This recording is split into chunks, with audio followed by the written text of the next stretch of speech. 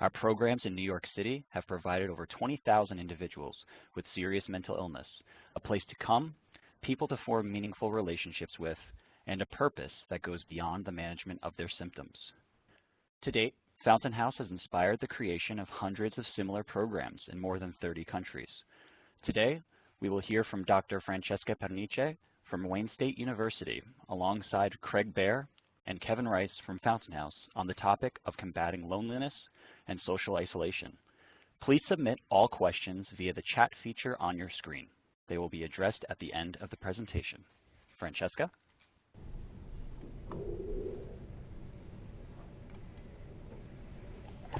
Welcome. Thank you for joining us. This beautiful image here is a picture actually taken from the lake at the Fountain House farm, another resource that Fountain House provides its members to enjoy the countryside. Today we're going to talk about combating social isolation and loneliness, and the things that we will cover will be looking at the research around loneliness. So what we understand now is that people with serious mental illness are disproportionately experiencing social isolation and loneliness. And what we've found in research is that life expectancy for individuals living with severe mental illnesses is approximately 10 to 25 years less than the general population. So today we're going to discuss some recent research on the comorbidity and mortality between loneliness and severe mental illness, along with how to extend the quality of life for people living with schizophrenia and other major mental illnesses. And then we're going to hear from Craig and Kevin about experiences at Fountain House and how the social aspects of recovery are really part of the quality of increasing access to social networks and support.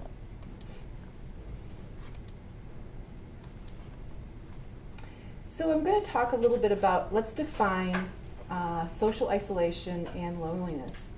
We often use these terms very interchangeably, but in the literature and the research, they're often described in separate ways.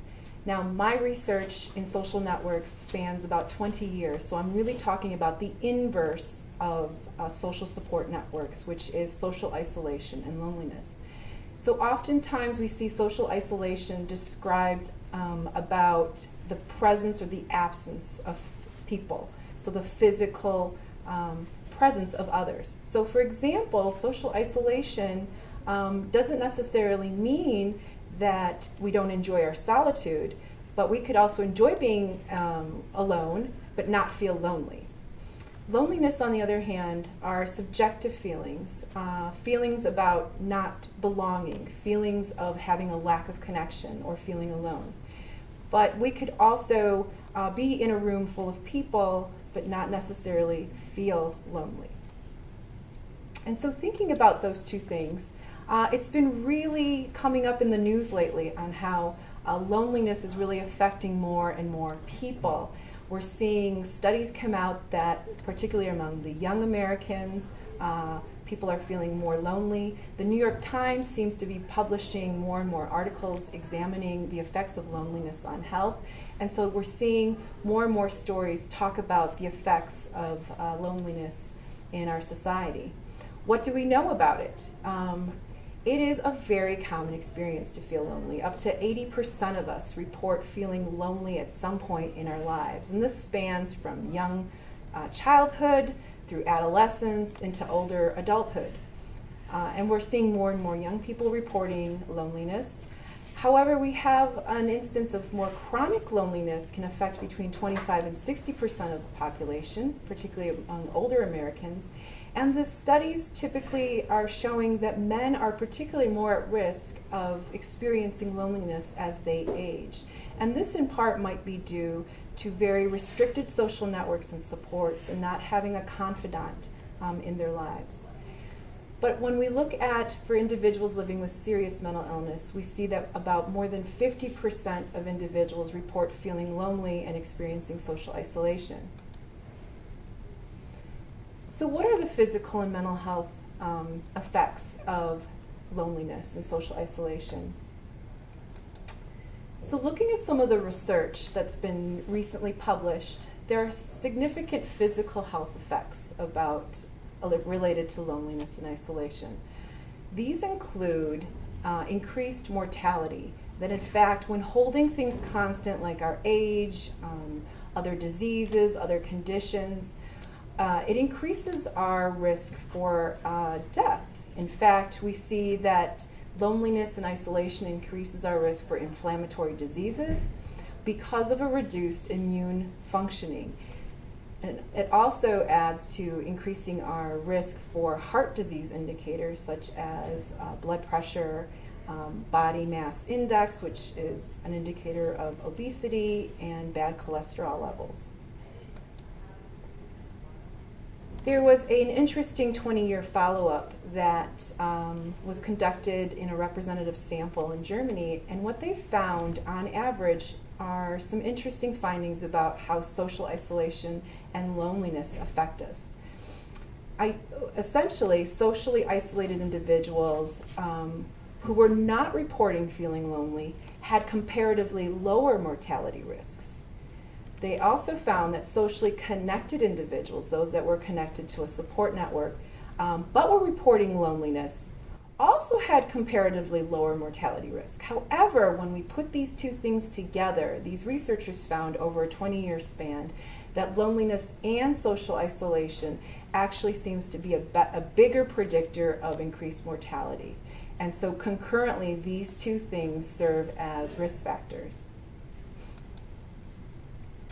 Let's look at the mental health effects of isolation and loneliness. We tend to see in the research that there's neurocognitive decline associated with being socially isolated. And what this means is that our memory gets impacted, our ability to concentrate, executive functioning, which is the ability to just make decisions. Being socially isolated has been shown to affect these ways in which we operate. The way we perceive ourselves in being connected or not connected to others can also make our symptoms of depression worse. And also some studies have found that loneliness can even affect our daily living skills and our functioning. So simply doing simple tasks of getting dressed, moving around, can affect how we function in our daily lives.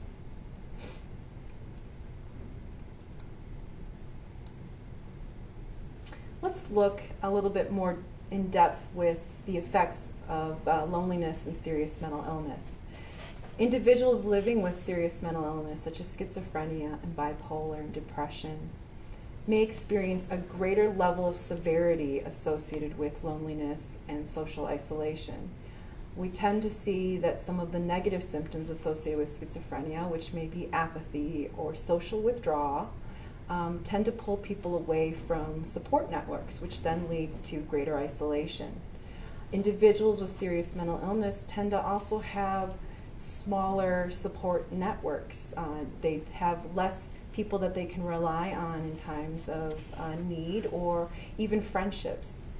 In addition, social isolation has been associated with an increased risk of experiencing greater levels of psychosis, which can in turn increase the rate of hospitalization. And so this all impacts the way individuals experience their recovery.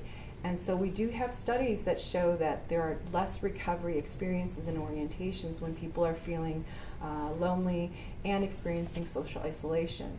So this increases the overall risk on physical and mental health. So why do we have these why does social isolation and loneliness increase these risks? Well, some studies have really given us some things to think about.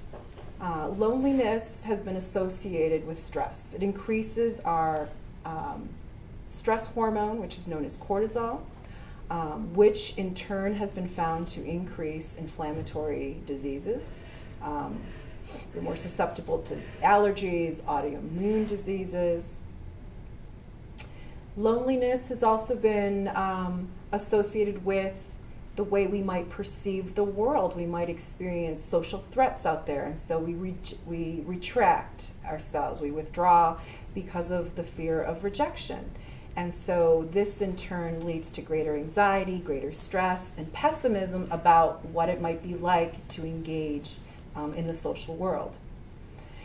An additional idea that came out of the research is that social isolation and loneliness may keep us from having people in our lives around us who will support us in engaging in more healthy behaviors.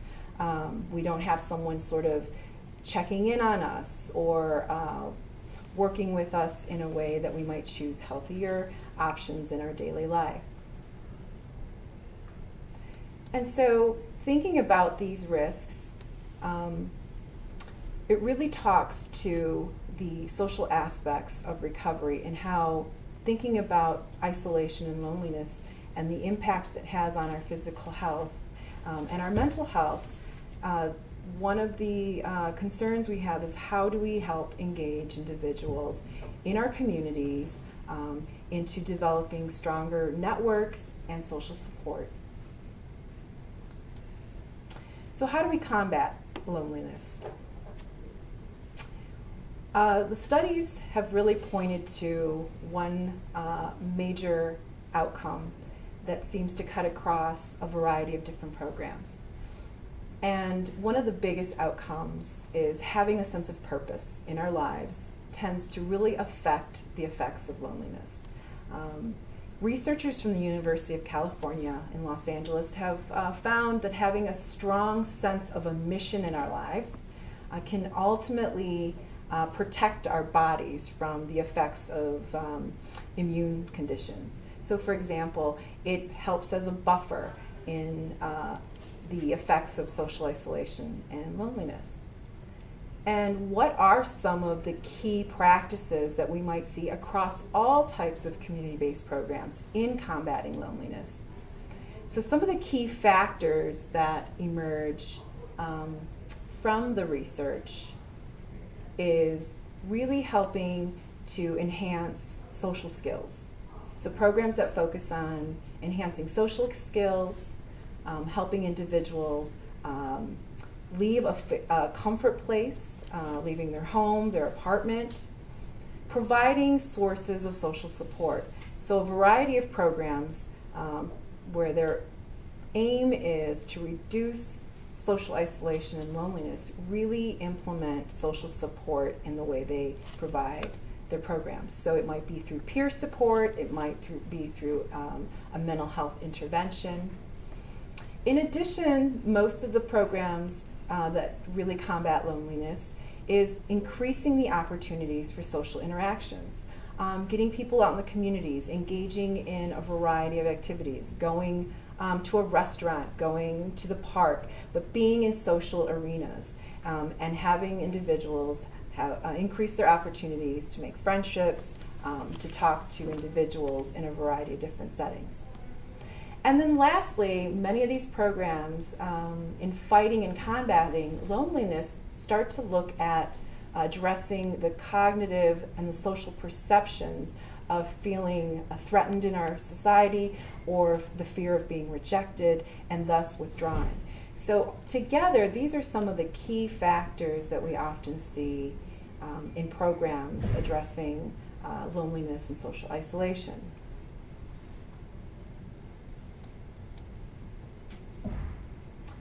Fountain House has provided support for individuals living with serious mental illness for over 50 years. My research in examining Fountain House model clubhouse spans about 20 years, and what I've studied is really the link between social support and recovery from serious mental illness. And one of the key factors of a Fountain House model is providing social aspects of recovery, which includes providing an environment that really addresses these very key factors of decreasing loneliness and increasing social inclusion, which includes providing opportunities for social engagement, interactions. And so one of the areas in which Fountain House model clubhouses really shine is the research that really supports how this model supports the social aspects of recovery. So for example, We know that the strongest evidence we have in Fountain House model clubhouses is addressing the social aspects of recovery. That seems to be the most robust finding across many of these clubhouse studies. These studies also demonstrate that members of clubhouses, as Craig and Kevin will talk about, increase our access to social network support. So an individual may come into a clubhouse setting with very little friends, or possibly one or two family members that are part of their social network, and over time increase access to greater sources of support. And so studies that we've conducted have found that individuals will start to nominate new members of their social network after they've been involved in Clubhouse for some time. We have studies that demonstrate that Fountain House model clubhouses reduce isolation. They help people get out and find a meaningful thing to do in their day-to-day lives, and reduces loneliness. We know that coming to Clubhouse and attending more often is associated with decreased loneliness that members have reported. In addition, Fountain House models provide opportunities for individuals to practice their social skills and competencies and increase their confidence in engaging with others and developing friendships, and therefore opportunities to provide social support to others. Fountain House model clubhouse programs have also been associated with creating strong sense of community among the individuals that work and engage in the clubhouse. And it's also been identified as a place where individuals feel they belong, a place in society that they can come and engage and be themselves, and also learn a variety of skills that will help them feel more included in the greater society. And lastly, a few studies that were published looked at how Fountain House model clubhouses help us gain a greater sense of mattering to others in our lives, which is associated with finding a sense of purpose. And so prior to coming to Clubhouse, many individuals may have reported that they didn't feel like they mattered to others in their lives. And thus, attending Clubhouse, they found that they do matter. In fact, we often ask, where is somebody, when we haven't seen them for a while. And so this really summarizes some of the key research that support Fountain model clubhouses in combating the effects of social isolation and loneliness. Now I want to turn to Kevin and Craig and really help to highlight how the research and the understanding of the effects of social isolation and loneliness, and how an individual at a Fountain House model clubhouse has experienced the social aspects of recovery. Thank you, Francesca. So I guess what Craig and I really wanted to talk about was kind of, we have all this research and we have this kind of broad brush understanding of loneliness and mental health, but we really wanted to kind of look into and kind of talk about what it's like just on the kind of everyday level in the clubhouse, and how we kind of structure an intentional place here in the house to really try to promote engagement and to kind of promote this sense of community to really combat loneliness directly. As a staff person, I think one of the first things that I found really compelling about how the house was intentionally structured was one of the clubhouse standards, which was that clubhouses are intentionally understaffed. And in that understaffed kind of like system, the point is that it's we're basically forced or encouraged or needed to engage the membership population in running the house and helping us run the operations of the house. And then, so when I kind of came to that kind of thinking, it was just like, whoa, the work needs to get done. But then there's also this other aspect that the work is not a means to itself, but as a means to relationship building and community building. And so there's this kind of interesting balance to, being encouraged with the engagement of with the membership, of having them participate in the community, but also not making it a pressured situation or an environment where we're trying to like compel and like, you know, get people involved. If they want to engage with us, they can, or if not, then it's totally their prerogative. But those were some of the structural things that I found really compelling about how we, you know, kind of just create this space to be intentional for engagement and combating loneliness. And I think really what, you know, I think Craig and I were hoping to talk about was also just what does that look like once you walk into this intentional space, and maybe like what your you Craig, what your experiences were when you kind of first came, and how that maybe has developed over time as you kind of learned navigating and what Fountain House was kind of all about. I was maybe hoping you could maybe speak to some of that. Well, obviously, the first day I appeared at Fountain House, you know, you're a little bit nervous. It's a huge house, a lot of people here. You walk into just one unit, and you can be overwhelmed with the number of people and the tasks that they're doing that you're unfamiliar with. But my first experience, obviously, I encountered a social practitioner, the unit leader. And she was, you know, very friendly, very warm, very patient and gentle with me. She started me out doing a small task without pressure, without pain, basically introducing me to the unit and in a sort of gradual way. And that was very important to me, just that first encounter with a person here. You're dealing with, it's very important when you're dealing with demoralization, with social anxiety and other stuff like that, to know that normal people, the people who work here, are not terrified of you, not contemptuous of you, basically are here to help you, and it brings it basically decreases your alienation from society in general. And as you kind of like had that first encounter and experience, and you kind of like you said, you started off with little tasks. I mean, what kind of evolved as you maybe, you know, started maybe getting to know people and getting to know how, you know, the community kind of operated, and that it wasn't just a place where people were encouraging you to work, but it had like a bigger kind of picture to it. Well, you know, I mean, the tasks, as I said, were very simple. Envelope stuffing, you know, collating the newspaper, answering phones. These were non-threatening tasks, some of which I was familiar with in the outside world, and it was very important for me to be able to handle those tasks. But you know, the work order day, which is what Fountain House is based on, is about building relationships, and you know, during the tasks, of course, even these minor tasks, you were interacting with people, engaging in either casual conversation or the task itself.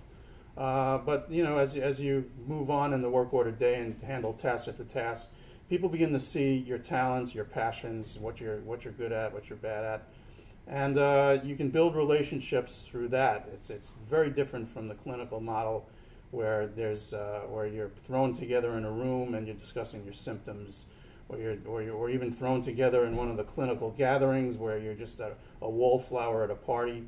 It's very hard to connect with people that way if you're not socially assertive or aggressive. So one of the things I find really interesting too is the really kind of like the relationship doesn't stop once 5 o'clock hits, right? From 9 to 5. There's this kind of whole kind of social community that we are all kind of a part of, and you know, when we, you know, reach out to each other in like off hours and like spend time, go to events and things like that, and maybe a kind of a traditional kind of professional setting, you maybe set up some type of boundaries. And I've always found that, like, you know, it goes beyond just what happens in these walls, but then it kind of develops into something bigger that kind of, you know, moves into not only just, you know, the outside kind of block to block, but also just like the global community. And I know you yourself, Craig, have been like a really big advocate and speaking about kind of mental health around the world. And I kind of was wondering if you could talk about that kind of transition when you were kind of like, okay, I'm coming to Fountain House, I'm going through, you know, the tasks and the motions, and now then you wanted to kind of take it out, and you wanted to kind of like, you know, really kind of share the experience and also speak to it, you know, about what mental health was on a global kind of, you know, level. Well, first and foremost, as you say, the relationships, you know, endure. at the end of the day, I often find myself not wanting to leave Fountain House, even though I'm exhausted at the end of the day from the work. It's very important to be around here. As tired as you are, you don't necessarily want to go home. But on in the neighborhood and global scale, I've had many opportunities at Fountain House to connect with clubhouses around the world. Of course, we have sophisticated technology now, which connects us with clubhouses around the country and around the world, where we communicate with other clubhouses, learn about these clubhouses, the similarities between them, the differences, and you notice first and foremost the similarity, the worldwide acceptance of this model, and the worldwide embrace of this model.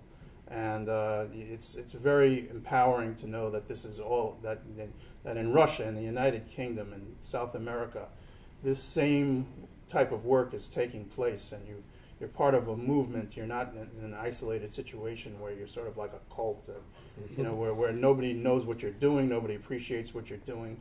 It's a very serious mission that we have here. Yeah, I mean, I think that also really speaks to what Francesca talked about before, which was that kind of idea of purpose, right? And that develops into this kind of like you said, a movement, and that you feel like you're a part of this kind of counterculture of maybe what people have traditionally thought of mental health, or maybe of just the capacities of people with mental illness. You're kind of there becoming an advocate and be able to kind of share that. So I think you spoke to that really well. Thanks. Yeah, and I wanted to kind of also just be curious about just on the day-to-day, when you now have, after having been a long-term member, maybe when you kind of encounter someone who's new coming to Fountain House, and that kind of experience of like, yeah, you've been there yourself, but you also kind of have this insight of, of what Fountain House is and how it's supposed to engage with people who maybe have had a long experience and history of being really lonely and having chronic experiences of loneliness. And then you as a member here now trying to engage with those kind of new people. Yes, we have in the units what we call a welcome team, and that team tries to engage new members as they come in so that they won't be overwhelmed with the atmosphere that can be intimidating sometimes. So I do engage them at lunch and stuff like that, speaking with them about the house, speaking about themselves, because you want them to know that you really want to know who they are and what their talents are and what their mission is themselves.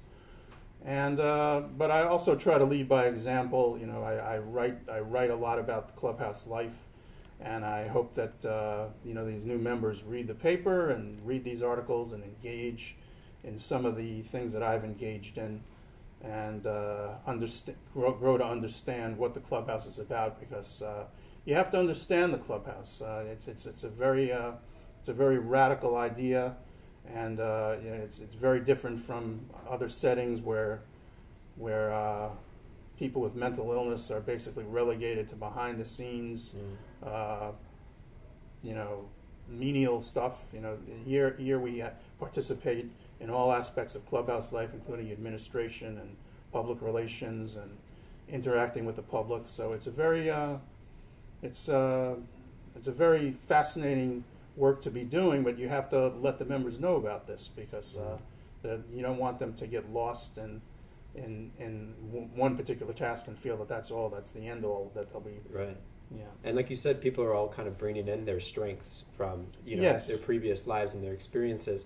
But in order to discover those, you got to ask, right? Yeah. You got to. And sometimes they have to rediscover those, because they get lost. The illness can decrease your confidence in yourself. You're not sure whether you can still write for an audience anymore. You're not sure whether you can, whether your social skills are adequate anymore after you've alienated so many people during your illness. You begin to wonder. Your confidence is down at that moment before you hit the clubhouse.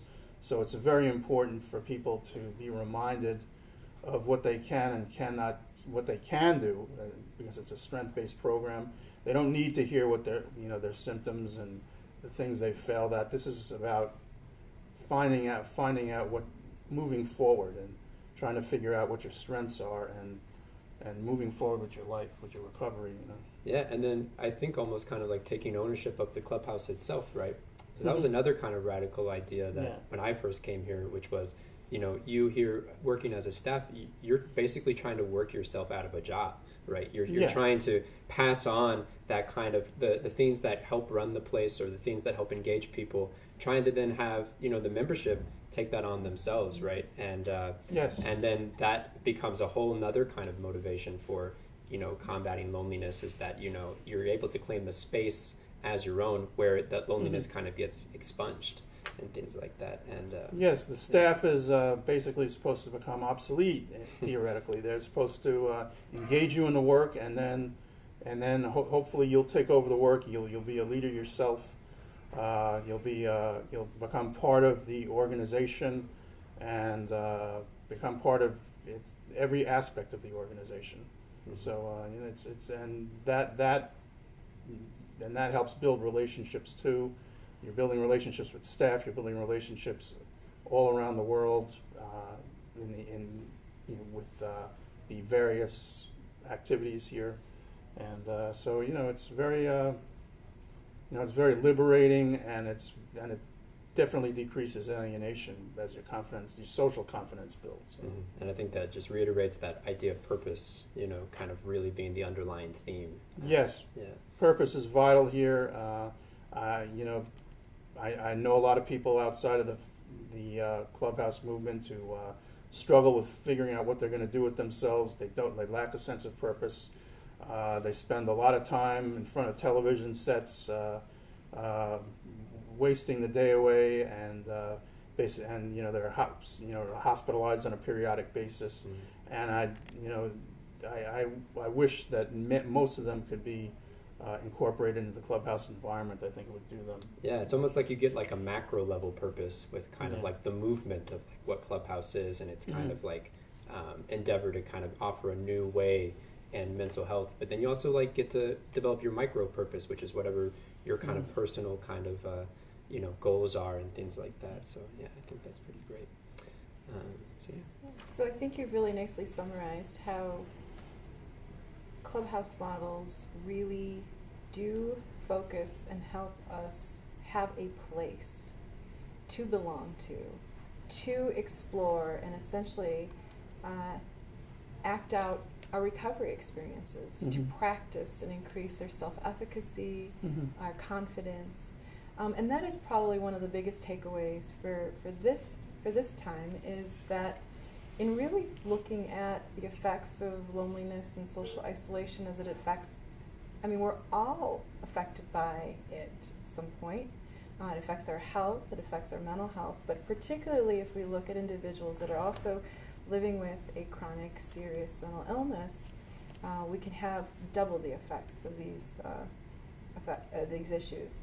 And essentially, a Fountain House model clubhouse is a solution to our communities in providing a safe space for individuals to flourish and grow and essentially get reconnected to others. Yeah. True. Yeah. Well said. So I wanted to open up the floor to any questions that anybody may have for Craig, Kevin, and myself.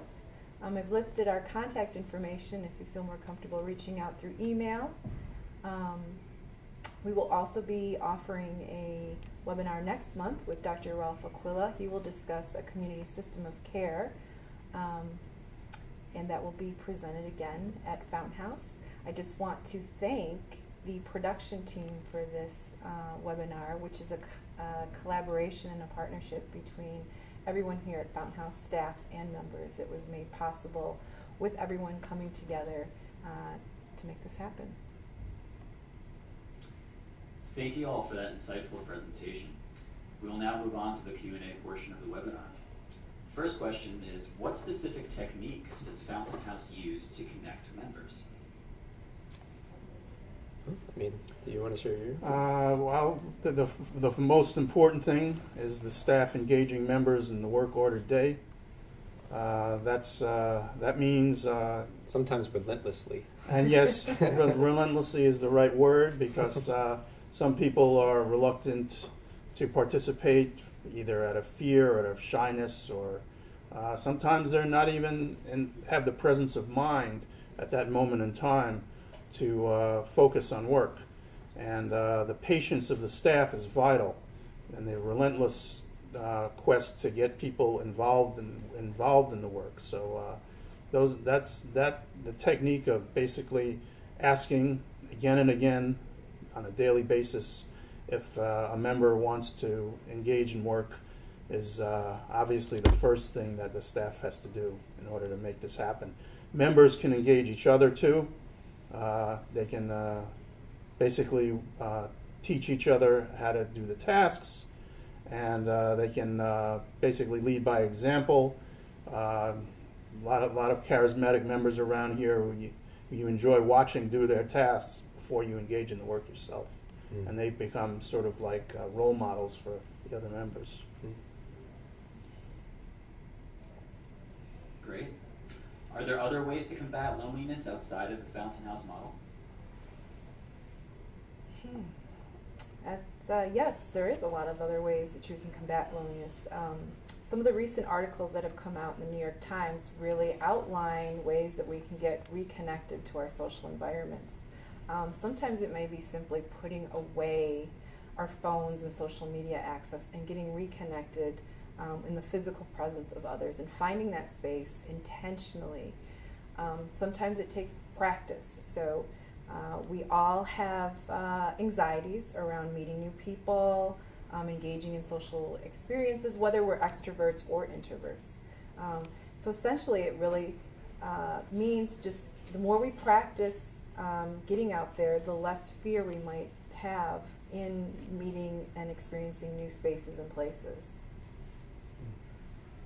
And I think doing it with someone, finding a friend, it could be one, could be a peer, it could be, and engaging in these spaces and places together is also helpful in reducing the experiences of social isolation and loneliness.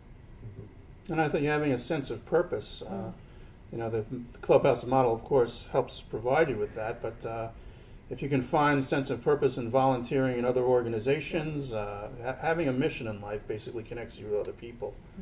Politics connected me with people before the Fountain House model did. And I think without that sense of purpose, it's very difficult to, well, I shouldn't say it's very difficult, but it's easier to connect with people when you start caring about people outside of yourself and start working with them and for them. I think that's an excellent point, Craig. It's an excellent point. Yeah. Francesca, what is your connection with the clubhouse model? What is my connection with the clubhouse model? Well, my connection spans about 20 years now, and I did not know anything about the clubhouse model until I walked into my very first clubhouse approximately, it'll be 21 years actually. I became extremely curious about the way I came to understand serious mental illness, the way it was taught to me in school, and from what I've read and the work that I was doing previously. And coming into my very first experience of Clubhouse, it increased my curiosity because of the experiences I was seeing. I was seeing how relationships really were operating as a mechanism for engagement and recovery. And it just kept me coming back. And I often go to Clubhouse when I want to connect with others. And every time I walk into a Clubhouse, I feel very welcomed, and it's if I never left. And those are the experiences that I take with me in more difficult spaces and places in my life. So when I may be working in other areas that are not so welcoming, and I think of my friends and the support from Clubhouse. And as a researcher, it's really invigorated my mission that I don't necessarily do this work for publication. I really do this because I feel like giving back to this community of individuals that have made this a mission in their life. And I want to just share through research, because that is oftentimes the ways in which we take things more seriously in the sciences, to really document what is happening and to understand the key factors and ingredients that make a solution like Fountain House effective in our world. So thank you for that question. Mm-hmm. Thank you. And how can a place like Fountain House get people who are isolated to even come out to the program? It's a very good question. I think Go ahead. I think members would be. I think we have to promote it outside the clubhouse. I mean, you don't want to get on the soapbox all day long, but I think it's very important for your friends in the mental health community to be informed about the clubhouse as an option in their recovery. If you see people isolated, if you see them drifting, it's always good to recommend a place like this. Because like I said, it gives you a sense of purpose. It takes you out of yourself, and it basically distracts you from basically the pain of mental illness. Yeah, I hear that a lot, where a lot of people say, I found out about Clubhouse from another member, right? And I think that kind of advocacy that the membership does with going out and talking about it, and also just having it be something that they wear on their sleeves when they kind of go out and represent the clubhouse, that it kind of really brings a lot of people in. And I think also then the research also is going to be a big important way of getting people to know and to think about Clubhouse as a really efficacious model. I mean, it's kind of like you can't argue with results to a certain extent when people are having these quality of life experiences and achievements that are occurring here. And so it's kind of like there's this personable level, but then there's also this kind of more kind of research-oriented kind of level that I think we really need to spend attention and energy towards really expanding and really putting energy into. And promoting it in the academic and clinical world, I think, is vital. Members can't do this alone, but having connections with universities and with hospitals and with anybody in the mental health community is, I think, vital to promoting the clubhouse model. We don't want it to be the best kept secret. Yeah. Right.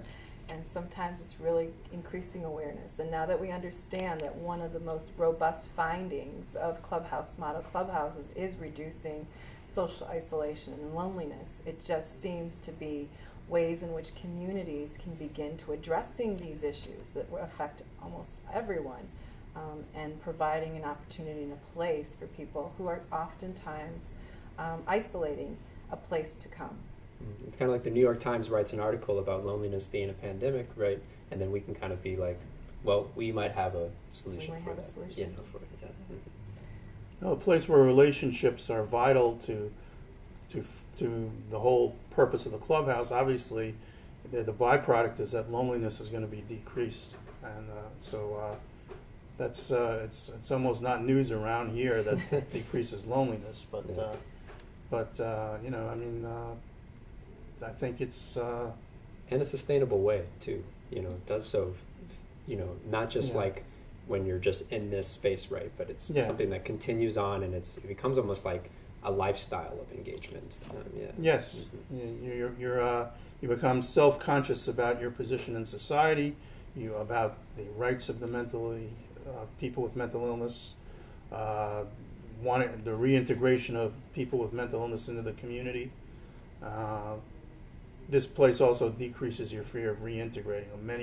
Many of our members come back into the community after rebuilding their lives here. What role have you seen social media playing in the increased isolation and loneliness of Americans and across the world? I knew that question might come up, and the research is still out there. It's mixed. We all want to just jump on the fact that social media is actually contributing to greater isolation and loneliness, but we don't necessarily have a real clear, simple link to that.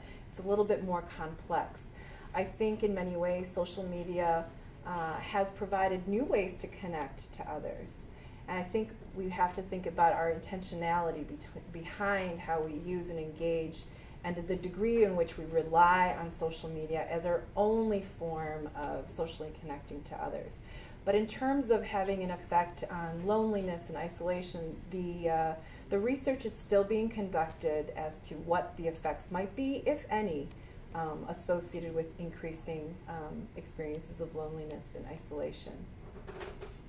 I think in my own experience, I mean, Fountain House is in the social media.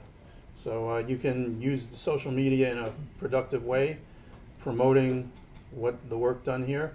Or you can do what I did before I came to Fountain House, which is use Facebook as my political organ. And my father always used to wonder who I was speaking to when I was writing angry letters about, various political issues. And I wasn't getting very far in the world. I wasn't affecting too many people, just basically alarming people. And when you use the social media in a more productive way by trying to connect with people, trying to address practical problems and practical issues and things that affect the average person, as opposed to, some academic in a high-minded, in Oxford or something like that. It's a very different situation. And in wrapping up, Craig, what was it like before Fountain House in regards to isolation and loneliness for you? Well, I spent a lot of time watching cable news, getting angry at the television set. That was not very productive. Like I said, writing angry political pieces, thinking that I was going to have, create some sort of stir that way or buzz that way. I found myself trying to create community. I was chairman of my tennis association in my residential facility, and it was very frustrating because the powers that be in the organization that I was working through were not sympathetic to member aspirations, and they basically gave us a hard time when we tried to organize and try to participate in administration and stuff like that. The clubhouse model is about acknowledging member contributions. So I had a ready-built community in which I could be an activist, as opposed to a situation where everybody was demoralized, fighting amongst each other, and not getting very far.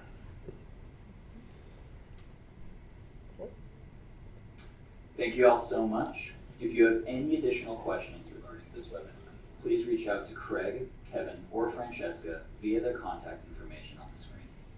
Please log on into, fountainhouse.org/webinar to register for our next webinar, when Dr. Ralph Aquila will discuss our community system of care, an innovative approach to integrating behavioral health care into a primary care setting. Thank you, and have a wonderful afternoon.